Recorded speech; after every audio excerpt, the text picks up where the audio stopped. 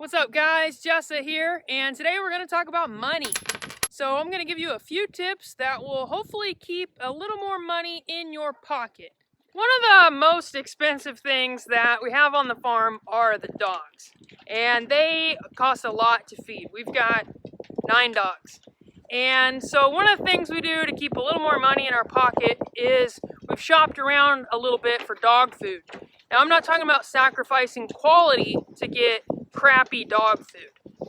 I get the same dog food that I get at my local store on Chewy, and that saves me around $1 to $2 on the auto ship. And just recently I've discovered that I can get that same food from Costco. It's under the Kirkland brand, but it's made by the same manufacturer. I use Diamond Naturals, and it is actually like $4 or $5 cheaper than what I would get at my local feed store. So that is one way to keep a little more money in my pocket. The other thing is I have taken to regulating their feed a little better. Melissa opened me up to this one. You know, I used to just scoops and scoops and scoops, and now I try to keep it to a standard for each dog. Now that's easier said than done sometimes. Sometimes you're in a hurry, whatever. So don't overfeed is the moral of that story.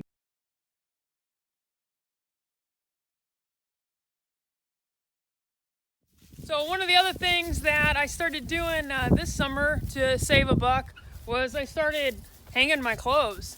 The posts were already out here. I just had to run a cord, and my electric bill is one of my highest bills. It's very expensive. So this is a nice way to save a buck here and there. Okay, this one might be a little out there for some of you, but have you seen the price of toilet paper lately? Or as my brother calls it, shit tickets?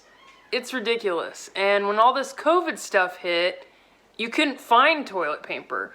So we went the way of the bidet, and it's been pretty great so far. No issues, super easy to install, super cheap, and we only buy toilet paper when we know we're gonna have a lot of company, because we're not gonna subject everybody to that.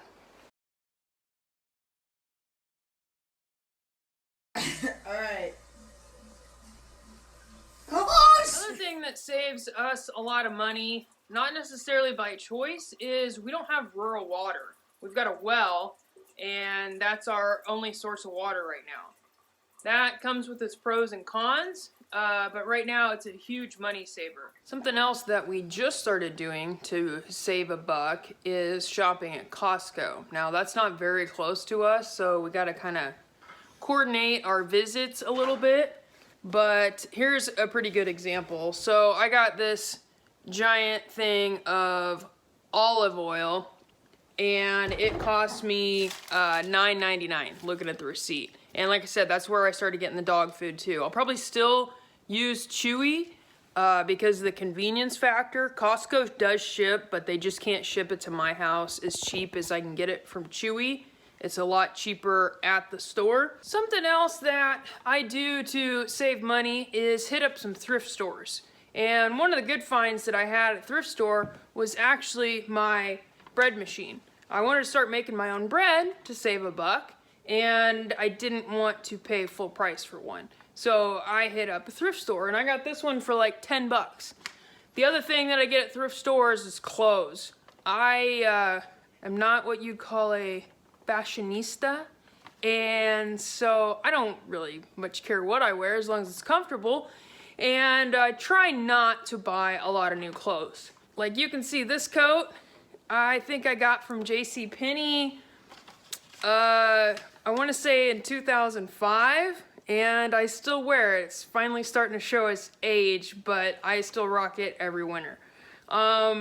A lot of the new shirts I have are usually concert shirts or from a run. You get free clothes, or free shirts I should say, when you work in factories.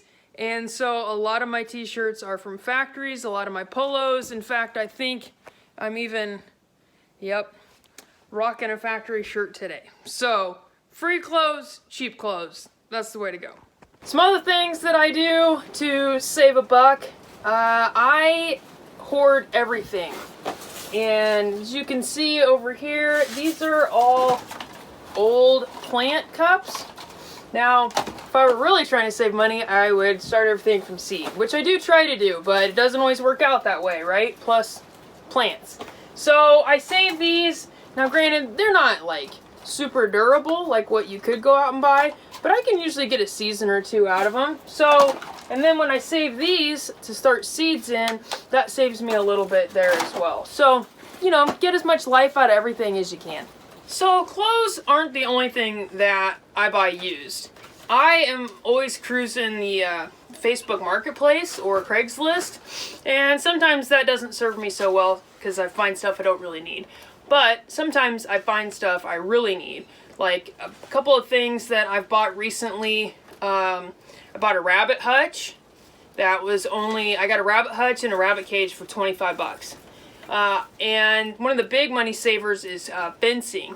So T-posts, old woven fence that's still in good shape, cattle panels, things like that that you can find on Marketplace for half the price. So that's a big money saver there.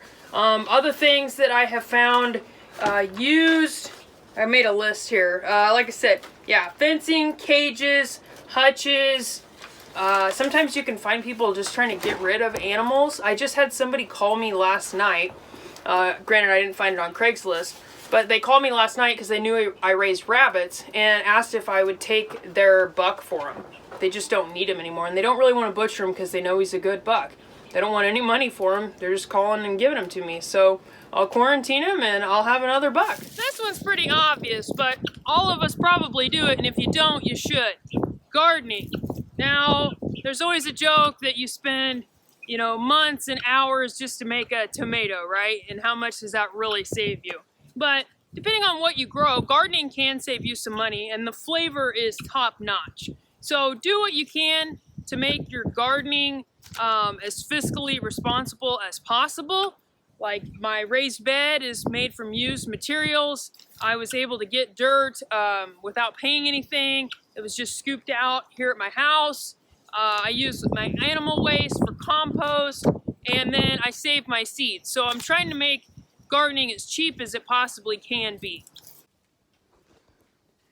For the animals, I really like to let the chickens free range. This cuts down on feed costs, and it makes the eggs taste so much better. There are a few things that I call always do's that are going to save you a buck or two. If you're in a state where you can take your cans back, always do that. I've gotten to the habit of doing that again. It helps that we have a better redemption center than we used to. But I mean, that's money on the table. Like, you already paid for it, it's just money coming back to you. So if you can, make sure you take your cans and bottles back.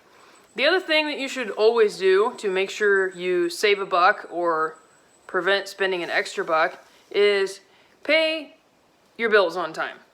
Like, this sounds so obvious, but you know, I came from not being very savvy with my money.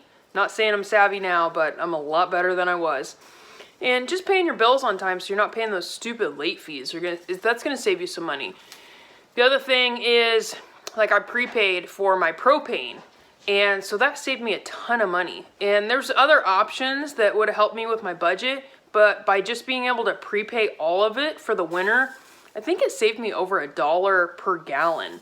So I want to say that added up to like $400. Don't quote me on that, but it was a ton of money that I was able to save by paying it in advance. Now, I know that's not always going to be the case, and we're going to get into that later with a budgeting episode, but being able to have that money reserved for that when the time came saved me a ton of money. So I've talked about a lot of the things that I feel like we do right to save money.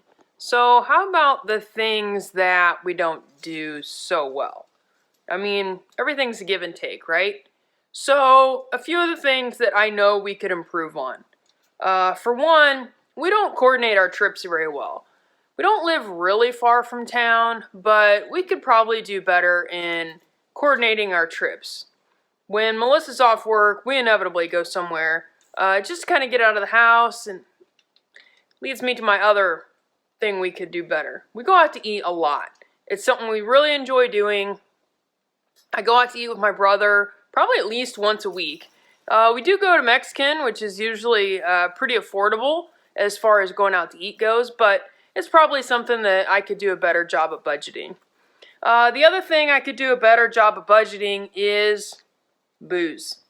Melissa and I enjoy alcohol, and we usually have a drink or two every night, every other night, depending on how her day goes sometimes. But we do try to do it affordably. So this wine that I'm having right now was in the clearance at the grocery store. It was $4.50 for a bottle. We've got our water beer, and then we do like craft beer a lot. So that's our splurge, you know, on the weekends or something. We might have a 6-pack of craft beer. Food-wise, we do a pretty good job. Like I said, we've started using Costco. We don't do anything crazy expensive. You know, we're not making prime rib and lobster at home by any means. Like right now, I'm literally making hot dogs and baked beans. So nothing fancy for supper. The other thing that I feel like I could do better is shopping around for my insurance. I've never really done that. I'm definitely one of those people that just did what my parents were doing. So that is an area of opportunity for me. Yeah, so I guess those are the main things that I feel like are well within my control that I could probably do a better job of within my budget. Last thing I wanted to talk about that will hopefully save you a buck or two are apps. There's a lot of them out there that will give you some cash back if you just upload your receipt or track your purchases on there, whatever the case may be. So some of them that I use, IBotta, and this one called Fetch that you just upload the receipt, and then the Costco app, the Walmart app, and there's kind of some hacks you can do with IBotta and the Walmart app, and that'll save you a lot. I think you can get up to like 5% cash back if you do the gift cards. And then another one that I really like, I've had for a long time, it's not necessarily cash back or to save you money from purchases, but it's a savings app, and it's called Qapital with a Q, and there's all sorts of different rules you can set up, so it'll round up and put that money in savings. Or if you break your own rule and you say you set a goal is you only want to spend $20 at Amazon, and you spend $15, well, the difference will go into a savings account for you. So it's an awesome app. I really like it. I've been using it for over a year now, and the nice thing is you can set up different accounts. So I've got one savings for vacation and one for house improvements or whatever. So like I said, there's just tons of rules you can set up. That one does cost. I got grandfathered in, so I don't pay for it. But I don't think it's very much, and whatever it is, it's totally worth it, because it's like, if you're anything like me, you gotta like hide money from yourself, and when you think, oh, well, I can't afford to save that much a month, but if this just takes it out for you, you would be surprised how much you can actually afford to save. And if anyone's interested, make a comment, and I'll go over that one in detail, because I just like it so much, and I really believe in it. So I'm gonna link all these in the description box. I think most of them probably are referral links. In some cases, I get money and then you get some money too. So make sure you use those referrals. I'd really appreciate it, and it'd give you an extra boost on them as well. So those are a lot of the things that we do to save money around here. I hope they help you out. With that being said, here's a big disclaimer, okay? These are things that I do and that Melissa does, and they work for us. It doesn't mean they're gonna work for you. There might be different or better things that you do that'll save you money, and I totally encourage you to do that. So I hope these help you, but if they don't, you know, it is what it is. There are some privileges that I've had in my life that have allowed me to save the way that I do and budget the way that I do. And, you know, more power to you if you have the same ones, and if not, I understand. So I hope that you're enjoying these money-saving videos. I'll definitely be doing a few more. I really like doing them. It's something I like to talk about. I like watching them. So that's all I've got for today. I hope you've enjoyed this, And I'll catch you guys on the next one. Later.